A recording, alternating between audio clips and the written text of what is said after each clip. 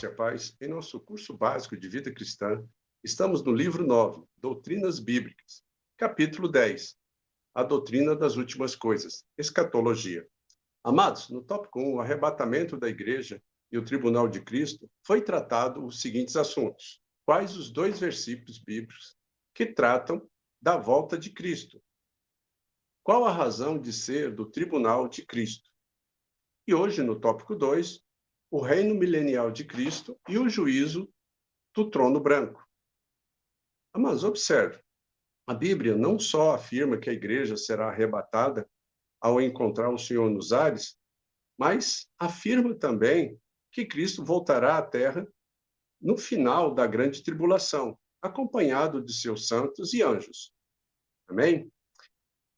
Cristo mesmo falou abundantemente sobre a sua segunda vinda, destacando o seu significado para os salvos e para o mundo em geral.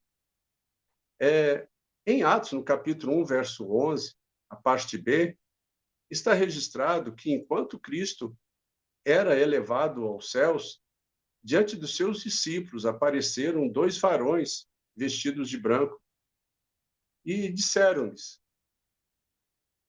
Este Jesus que dentre vós foi assunto ao céu, assim virá do modo como viste subir. Amém?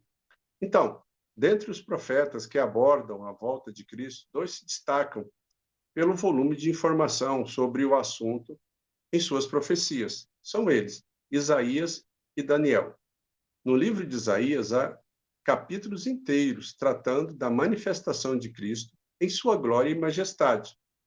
Daniel, igualmente, foram revelados muitíssimos detalhes a respeito do mesmo evento. E Jesus Cristo mesmo disse lá em Mateus 24, do versículo 37 ao 39, que, assim como nos dias de Noé, também será a vinda do Filho do Homem.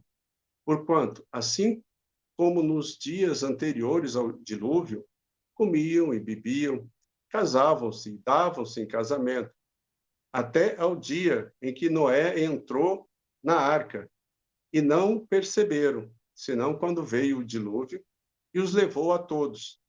Assim será também a vinda do Filho do Homem. A manifestação de Cristo em glória terá duplo significado. Primeiro, revelar-se a Israel como Messias, salvando de iminente destruição sobre os exércitos comandados pelo Anticristo. Segundo, revelar ao mundo a igreja, antes espezinhada pelos homens, porém já glorificada. Amados, a manifestação de Cristo será centralizada não no evento em si, mas na sua própria pessoa. Cristo será o centro de todos os aspectos desse evento. Amém? Zacarias diz que os judeus naquele dia se lamentarão, não diante do fato de haverem negligenciado os profetas, mas por haverem rejeitado e crucificado a Cristo. Zacarias, no capítulo 12, verso 10. Nesse dia, amados, todo o governo da terra terá os seus alicerces sacudidos e estruturas destruídas diante da face excelsa de Cristo, a quem Deus, o Pai, capacitou como juiz de toda a terra. Israel, até então, sobre a mira das armas do anticristo, será salva miraculosamente, graças à intervenção do Senhor por meio da palavra que sairá da sua boca, qual espada, abatendo seus inimigos. Como diz lá em Apocalipse, no capítulo 19, versículo 21. Com a manifestação de Cristo, dar-se-á o livramento de Israel e a destruição dos exércitos do anticristo, a prisão de Satanás e o estabelecimento do governo milenial de Cristo. Amém? Essa parte aqui nós vamos por etapas, para nós entendermos. Então, observe, com a manifestação de Cristo, dar-se-á o livramento de Israel, né? A destruição do exército do anticristo. Nesse momento, o anticristo e o falso profeta será lançado no lago de fogo e enxofre.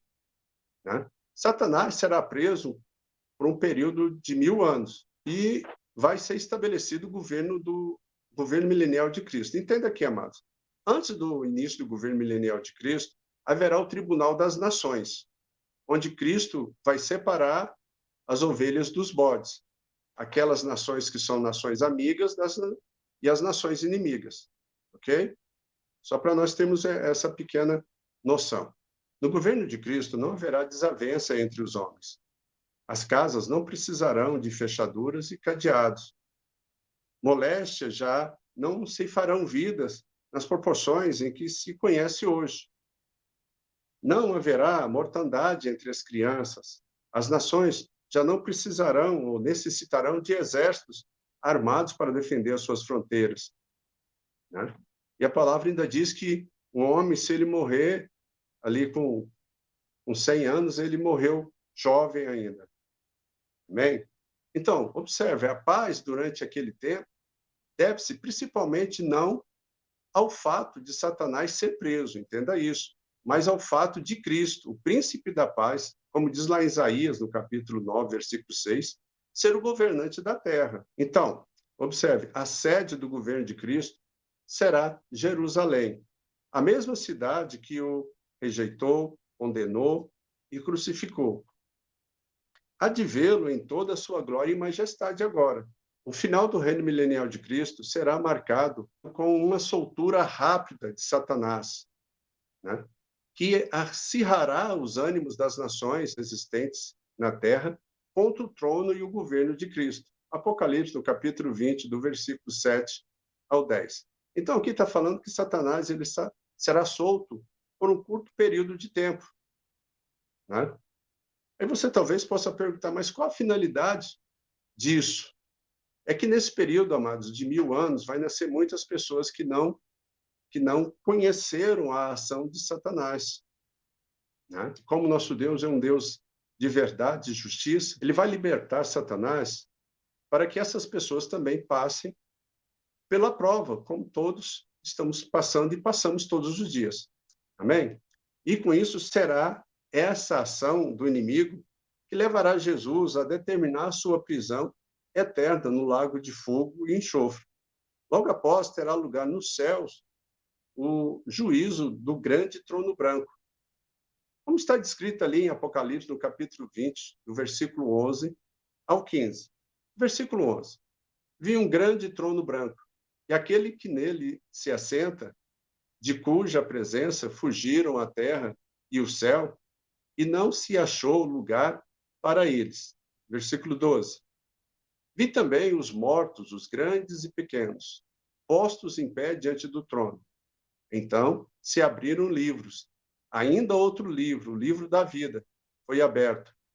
E os mortos foram julgados segundo as suas obras. Então, mas antes de nós irmos para o 14, você observa aqui no 12 que está falando que serão abertos os livros. Ainda outro livro. Da mesma maneira que no tribunal de Cristo, a igreja também foram abertos os livros. Para quê? Para que cada um receba o bem ou o mal que estiver feito. Lá como diz lá em 2 Coríntios, capítulo 5, verso 10. Né? Então, a maneira de julgar, tanto a igreja quanto as pessoas que estão no mundo, será a mesma. Porque nesses livros está registrado todos os seus pensamentos, todas as suas ações, todos os seus atos. Amém? Versículo 14. Então a morte e o inferno foram lançados para dentro do lago de fogo. Esta é a segunda morte, o lago de fogo. Versículo 15. E se alguém não foi achado escrito no livro da vida, esse foi lançado para dentro do lago de fogo. Amém? Observe, mas o juiz será Cristo, que julgará o mundo com justiça e equidade. Todas as coisas lhe estão submissas. Toda boca se calará diante dele e todo ouvido estará aberto para ouvi-lo pronunciar o veredito final. Observa, mas esse julgamento marcará o ponto máximo da glória e da soberania de Cristo, aquele de quem depende o destino eterno de todas as almas.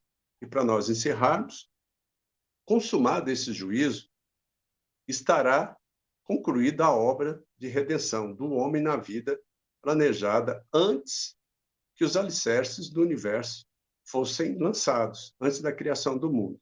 Amém? Agora, Cristo e a igreja, num só cortejo, darão entrada à vida eterna, que será adornada entre muitas coisas. por um novo céu e uma nova terra, onde habita a justiça de Deus. Amém? Então, na próxima aula, livro 10, os Evangelhos. Capítulo 1, Introdução aos Evangelhos. Tópico 1, o mundo dos Evangelhos. Quais as condições do mundo durante o tempo em que foram escritos os 4 Evangelhos? Qual a importância do Antigo Testamento relacionada aos 4 Evangelhos? Amém, amados? Então, observe, eu aconselho e recomendo que você volte no livro 9 e se aprofunde nas doutrinas bíblicas, né? Porque é a nossa razão de fé. Nós temos que demonstrar conhecimento desses princípios quando nós formos questionados a respeito. Amém? Que você possa usar esse material para evangelizar seus irmãos, amigos, parentes e crescer em conhecimento e graça também. Amém? Se você gostou, deixa aí o seu like. Se você tem alguma dúvida, deixa o seu questionamento ali nos comentários.